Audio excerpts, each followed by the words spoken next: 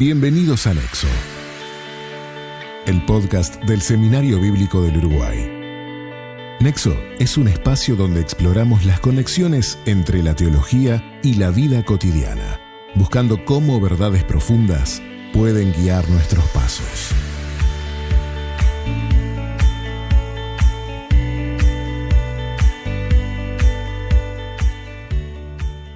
Hola a todos, este es Nexo, el podcast del Seminario Bíblico del Uruguay.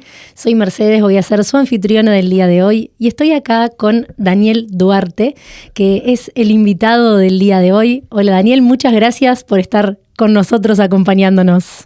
El placer es mío, Mercedes, y es un gusto estar aquí compartiendo las experiencias del reino de Dios, ¿no? Es algo maravilloso, sí, me encanta esto. Qué bendición, qué bendición. No vamos a adelantar mucho del tema de hoy todavía, así que lo que siempre hacemos es pedir al invitado que se presente. Y bueno, ¿quién es Daniel Duarte en sus propias palabras? Bueno, soy misionero de la Junta de Misiones Mundiales de Brasil. Estoy en el Uruguay, estamos aquí hace 31 años y estoy en el ministerio, así misionero, hace como 35 años.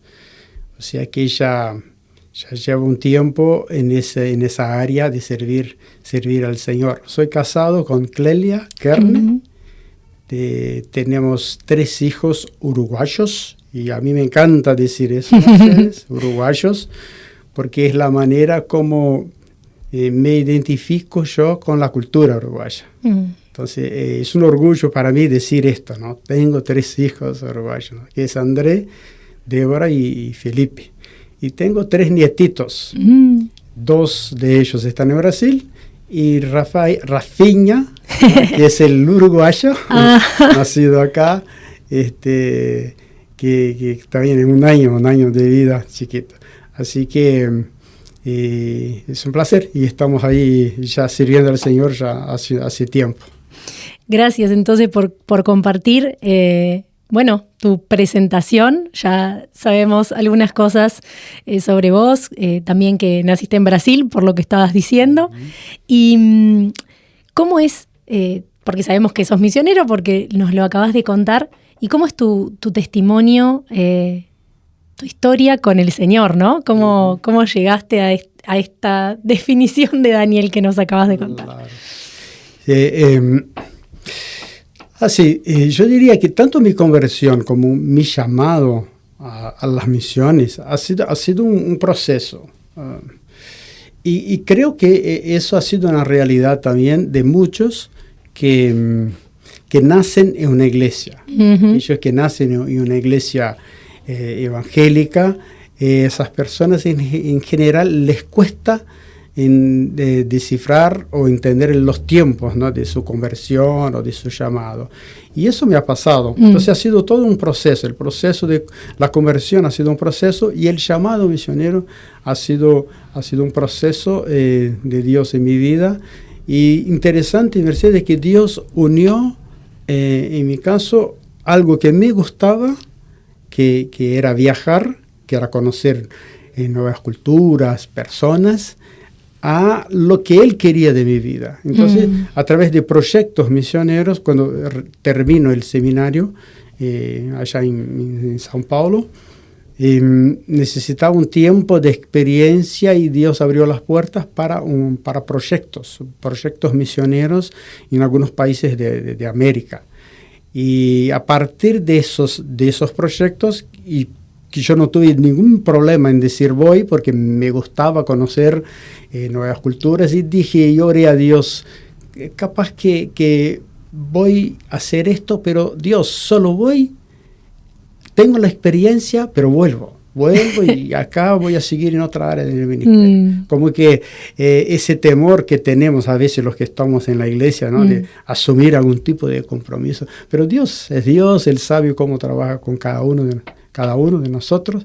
Y así fue conmigo, en un proceso, y al ir a esos proyectos de 6 meses más, 6 meses más, luego 2 años, y bueno, y ahora 31 años. De 6 meses en 6 meses se volvieron 31 años. Exactamente. Tremendo. Y qué interesante esto que compartís, que Dios unió algo que te gustaba con, bueno, el llamado, y porque a veces estamos acostumbrados a pensar que siempre va a ser de una manera o siempre va a ser de otra, y al final Dios es Dios, ¿no? Y lo va a hacer de la forma que Él quiera y como sea en el caso particular. Así que Tal cual. Qué bueno ver esa diferencia de cómo lo hace en cada vida, ¿no? Uh-huh. Así que gracias por compartir eso. ¿Y cuál es tu vínculo con el seminario? ¿Cómo llegas a vincularte con el seminario bíblico? Estoy desde 2004, o sea que hace como 21 años que estoy vinculado al seminario. Soy de aquella época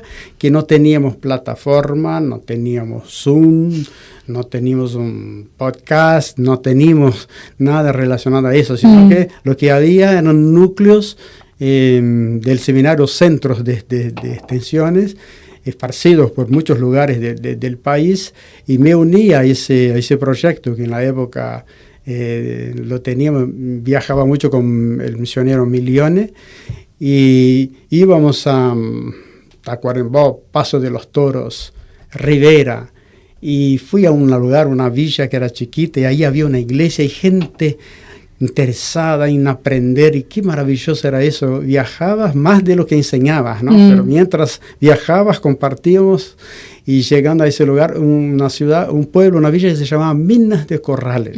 Sí, Minas de Corrales. Incluso pensé, y acá jugando un poco con nuestro director, pensé que Corrales, Andrés Corrales, cuando viniera a Uruguay iba a recobrar, no, ese lugar es mío. No, Andrés, no es tuyo. Ya existe ese lugar, es un lugar, una villa muy linda, y ahí hay un pueblo de Dios, y entonces viajamos mucho tiempo dando y enseñando, y bueno, y a partir de ahí fuimos participando en los distintos progresos del seminario, y seguimos acá para la gloria de Dios. Seguimos intentando compartir experiencias, y como está y dice el lema del seminario, aprendiendo juntos con los alumnos, y lo he aprendido bastante. Damos gracias a Dios por eso, y bueno, y seguimos aprendiendo juntos. Una de las materias que has compartido en el último tiempo es Biblia en perspectiva redentiva. Entonces nos dice, Biblia en perspectiva redentiva, ¿cómo es eso? Entonces tenemos la Biblia, que es un libro grande, vasto, ¿no? Con muchas cosas, pero ¿cómo hacemos para verlo como una historia de redención, ¿no? Sí, tal cual, como decís. La Biblia es un conjunto de libros, ¿no? Pero también es escritura sagrada y palabra de Dios. Y cuando nosotros vemos la Biblia como un libro que contiene varias historias y varios relatos, varios personajes, y a veces no entendemos mucho los porqués y cómo unir uno con otro, un libro con otro, una historia con otra, una conexión con otra. Bueno, justamente la redención es lo que une. La redención es como así el propósito fundamental de la Biblia. Ha sido escrita justamente para eso, para mostrar el camino de la redención. Una redención que no empieza o no está exactamente en los eventos bíblicos, sino que empieza antes mismo de la creación. Desde la creación ya la redención ya estaba preparada, porque si no fuera así, Mercedes, si la redención no estuviera pensada en la mente de Dios desde antes, Él no iba a crear nada. Él no iba a crear el ser humano, porque el ser humano, él sabía que iba a pecar.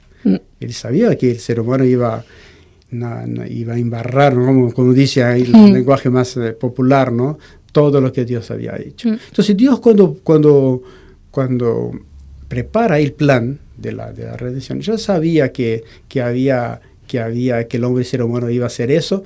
Y así que Dios trabaja en ese plan y ahí va a utilizar algo que es muy importante, una verdad que es muy fundamental. Va a utilizar el mismo ser humano para reconstruir lo que el ser humano derrochó.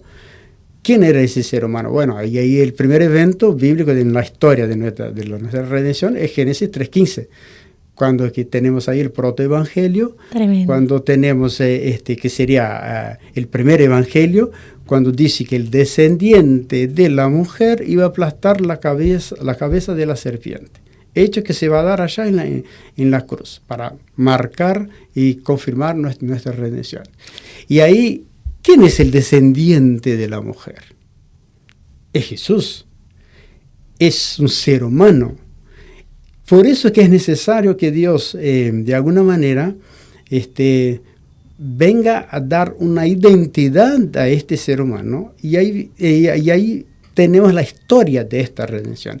Que luego después tenemos varios otros eventos que va confirmando y señalando a este Redentor que era humano. Que debía ser reconocido, entonces todo lo iba señalando, ¿no? Lo iba señalando exactamente con cada relato, con cada historia, con cada evento. Entonces una de las cosas que vemos en esta materia es eso, estudiar los eventos que marcan y señalan a este ser humano que habría de venir. Y Dios es muy coherente con lo que hace, ¿no? Y eso es algo que a mí me impresiona bastante, como esa idea, ¿no?, de que antes que las cosas sucedieran, Dios ya estaba pensando en nosotros, ¿no? Qué importante. Qué lindo. Y que al final entender que sí, no fue un plan B. No es que algo se descontroló y sí, se descontroló desde nuestra perspectiva humana porque obviamente, como decías, ¿no? La embarramos como humanidad, pero para Dios Él ya tenía todo bajo control. No tuvo que echar mano de un plan B, una solución como debajo de la manga, sino que Él ya viene y tenía todo bajo control. Porque Él podía haber intervenido cuando el ser humano destruye la casa que Él le ha dado, como que si Él nos hubiera dado una tienda, una casa, un lugar al ser humano, y dijeron, ustedes van a cuidar, y el ser humano no cuida de esa casa, no la cuida para nada. Dios podía haber venido y decir, bueno, yo te voy a cuidar, te voy a arreglar, pero no. Dios dice, no, ustedes van a tener que arreglar eso. Pero no tenemos fuerza porque el ser humano es, ahí de hecho pecador. Entonces era necesario venir un redentor, alguien que pagara por eso, alguien que hiciera todo lo que el ser humano, que sería el Adán, no pudo hacerlo. Viene el segundo Adán, que es Jesús, y lo hace. Y ahí tenemos esa historia maravillosa que la Biblia lo va relatando y las cosas se van conectando. Por eso la importancia de entender eso, ¿no? De que era necesario que hubiera. Y por otro lado también, la importancia de, fíjate, un ser humano necesita tener identidad, ¿no? Si yo te digo de que existe, por ejemplo, en una cultura, personas que toman mate, personas que, comen tortas fritas y les gusta el fútbol. ¿De qué grupo estás hablando? ¿De qué pueblo estás hablando? Claro, sí. Uruguay. Si te hablo de carnaval, samba, fútbol, Pelé, estamos hablando de Brasil. Y ahí, en esa coherencia de Dios y en esa historia de Dios, de nuestra redención, Él procura dar a ese ser humano, a Jesucristo, justamente una identidad en un lugar que para que Jesús naciera en un lugar era necesario tener una historia. Por eso la historia de la redención. Por eso la Biblia viene, Dios se toma 2000 años para hacerlo, para mostrar quién era ese Jesús. Así que qué importante que es entender esto y desde esa perspectiva, porque al hacerlo vamos a entender la identidad de Jesús. Al mirar los eventos de la antigüedad, a los pactos, los sacrificios, los templos, todo lo que sucede, Moisés, Abraham, necesito entender esto, porque Jesús es judío, ¿no? Y eso es algo que que me va a ayudar muchísimo a entender ese Jesús que vino en la plenitud de los tiempos, dice Gálatas, vino Jesús en la plenitud de los tiempos y vino y nació del vientre de una mujer. Entonces, es maravilloso como Dios, en ese plan grandioso, maravilloso, permite que el ser humano pueda identificarse con otro, ¿no? Porque si no fuera así, no era posible esta historia, ser feliz. Que también es una historia que nos muestra la dependencia que tenemos de Dios, ¿no? Porque al final, esto que decías de Jesús como totalmente humano y también totalmente Dios. Entonces, es tremendo. La verdad es que cuando podemos tener esta perspectiva, también se nos llena de asombro también, ¿no? Ante la grandeza de Dios. Sí, y privilegio, ¿no? De servir a este Dios y saber que somos queridos, que somos amados y que Él nos piensa en nosotros. Antes de la fundación del mundo ya nos había escogido. Es maravilloso. Y eso que decías que Él participa al ser humano de esta historia sin la necesidad de hacerlo, porque en realidad Él es Dios. Claro. Entonces es tremendo que podamos verlo en toda la palabra, en toda la escritura. ¿Crees que la forma que a veces tenemos de leer la Biblia influye en si vemos o no vemos esta historia completa de redención? Sí, sin duda. Si nosotros vamos a mirar la Biblia simplemente como algo que me trae, que me va a dar a mí algún tipo de satisfacción, que va a contestar mis problemas, que va a solucionar la situación política del país. O sea, si vemos desde esa perspectiva, podemos frustrarnos, porque muchas cosas en la Biblia no van a suceder. Un ejemplo, vos podés leer el hecho de que Dios le concede hijos a mujeres en la historia de esta redención que eran estériles. No podían tener hijos. Y vos podés leer esto y decir, así que Dios puede hacer hoy también. O sea, Dios, y lo puede, y claro que lo puede. Claro. Solo que en ese contexto de historia de redención, Dios lo hizo y remarcó con una, con dos, con tres mujeres, o más en esa historia, los patriarcas, todos pasaron por esta situación, era justamente para demostrar que en esa historia de la redención solamente el poder de Dios es el que puede traer y hacer con que eso se haga eficaz. Si no leo desde esa perspectiva, puedo crear algún tipo de doctrina o práctica errónea en mi fe. Entonces, eso es algo que es importante tener en cuenta. Ahora, claro, Dios conoce tu corazón, Dios conoce nuestro corazón, conoce el corazón de cada oyente, de cada uno que nos está viendo. Dios conoce nuestras debilidades y sabe en dónde necesitamos crecer. Lo único que Él nos pide es, seamos humildes, reconozcamos que necesitamos, si hay que cambiar de ideas, que cambiemos de idea, pero lo que sí necesitamos es buscar la verdad de Dios, ¿no? Para nuestras vidas. Así es. Pero qué lindo es poder tener ese acercamiento a la Biblia, decir, ¿cómo conecta esto con la historia completa? Historia que no termina con la venida de Jesús, ¿no? Porque hasta ahora hablamos en eso, pero sabemos que también después las escrituras nos hablan de la primera iglesia, la iglesia primitiva, y también está el libro de Apocalipsis, y sigue siendo parte de una historia sola, ¿no? Entonces, ¿cómo es eso? ¿Cuál es el después de la venida de Jesús, tanto en la Escritura como para nosotros? Claro, y ahí entramos en el tema de lo que es la misión, ¿no? Nuestra misión es justamente, a mí me gusta siempre, no diría definir, conceptuar un poco misión como algo que es nada más, nada menos que seguir la misión de Jesús, ¿no? La misión que Jesús tenía como este Redentor que vino y nos ha dejado la responsabilidad para que nosotros sigamos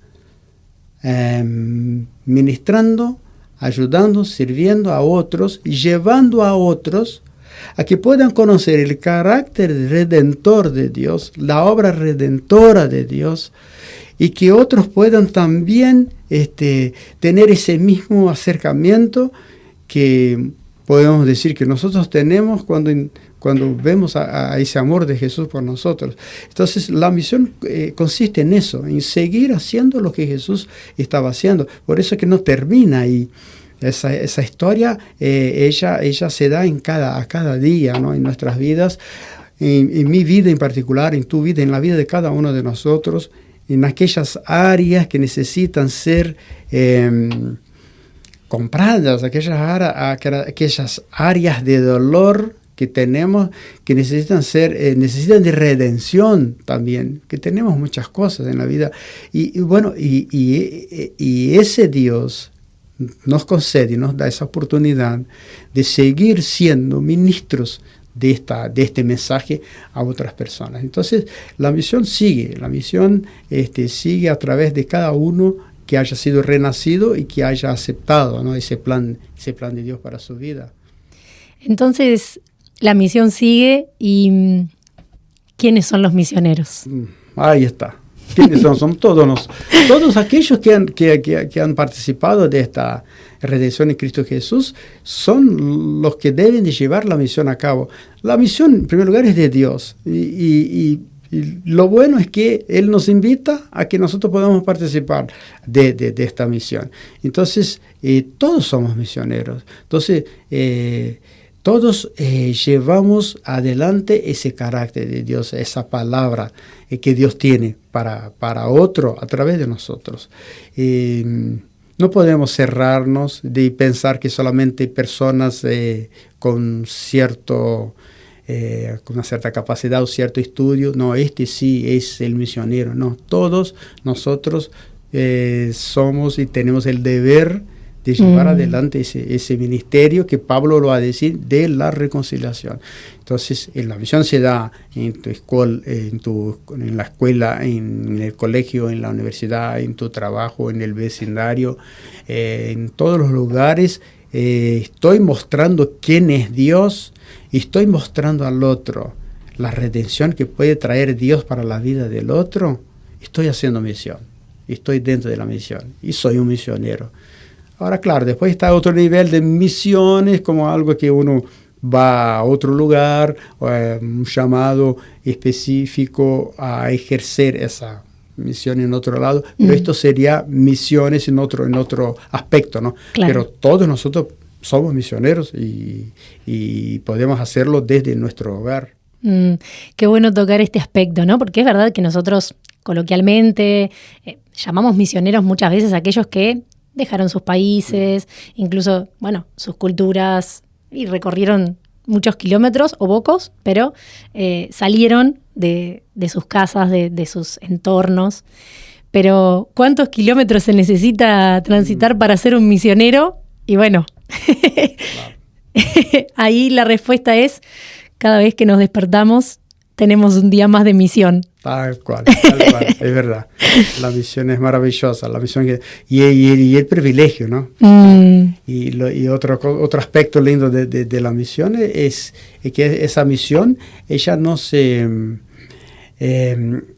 depende de mi esfuerzo, ¿no? Porque es del Señor.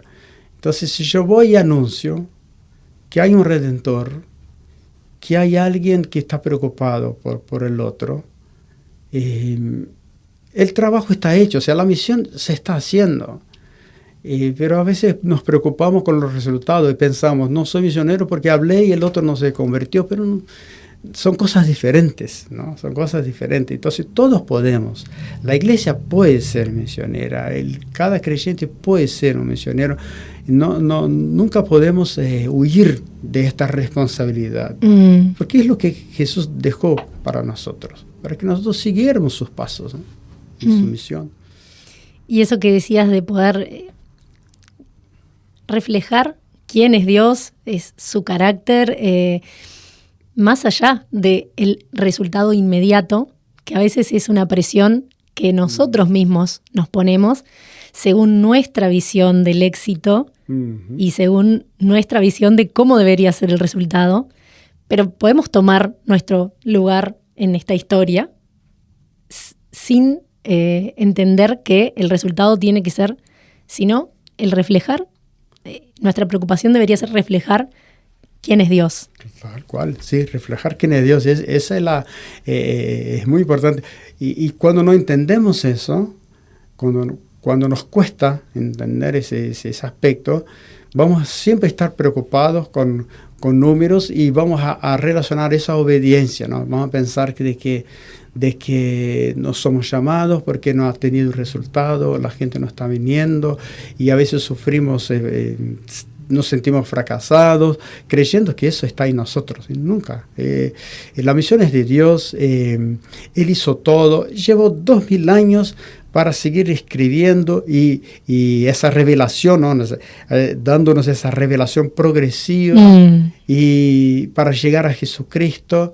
Y nosotros a veces queremos ahí, en el momento, ¿no? No queremos. Sí. Y Dios mismo llevó 2000 años para traernos la revelación completa en Jesucristo. Es algo que tenemos que crecer, aprender a crecer en eso. Qué lindo poder tener esa meta, ¿no? Ese crecimiento en saber que hay procesos que llevan el tiempo que Dios quiera y bueno, ser parte. Ahora, para ir terminando, te voy a hacer una pregunta y te voy a pedir un consejo también para los oyentes. Y la pregunta es, en este acercamiento que estábamos diciendo, o sea, ¿cómo sería tu quizás tip o consejo de acercamiento? Bueno, quiero leer la Biblia desde una perspectiva redentiva. Uh-huh. ¿Cómo empiezo? ¿Qué hago? ¿Qué? Sí, sin lugar a duda, eso es algo que se aprende, es una práctica. Uh-huh. Es tener en el corazón ese deseo de pedir al Señor, y yo diría, orar mismo, o sea, no sé cuántos que nos escuchan, y eso a veces pasa por nosotros mismos, antes de leer la palabra de Dios, oramos, Señor, Espíritu Santo, Dios, guíame a entender cuál es mi parte en tu misión al leer ese pasaje. Yo creo que esto es algo que nos va a ayudar, te puede ayudar. O sea, empieza con esa intención. No quiero leer la Biblia para tener conocimiento. No quiero leer la Biblia para encontrar algo acá que me ayude a superar este problema en este momento. Esas cosas se van a dar. Pero quiero leer la Biblia como palabra de Dios, una palabra que contiene una historia de redención, y esa historia y ese pasaje, al leerlo desde esa perspectiva, puede muchas veces ayudarme en ese momento que estoy pasando por un momento mal y que necesito redención, necesito libramiento de esto, y orar desde esa perspectiva. Entonces, si logramos hacerlo, Dios nos va a ayudar, el Espíritu Santo nos va a guiar y seguramente vamos a tener una buena lectura del redentivo, de la redención en relación a los pasajes que estamos leyendo, ¿no? Gracias, Daniel, por compartir esta experiencia y este conocimiento también con nosotros y todo lo que estuvimos hablando. Y bueno, a los oyentes les decimos gracias por escuchar. Y bueno, cuántos misioneros hay hoy del otro lado también. Así que tomemos esa intención y hay que empezar. Entonces. Amén, amén. Y sintámonos felices porque el Señor te escogió a ti, nos escogió a nosotros para que nosotros fuéramos esos mensajeros, ¿no? Qué privilegio, ¿no? Bueno, que Dios bendiga a todos. Dios los bendiga, gracias por escuchar y nos estamos reencontrando en otro episodio de Nexo. Gracias por escuchar Nexo. Puedes seguirnos, dejar una calificación o compartir el podcast con un amigo. Escúchanos en Spotify y conoce más sobre el seminario en Instagram, Facebook o nuestro sitio web, seminariobiblico.com.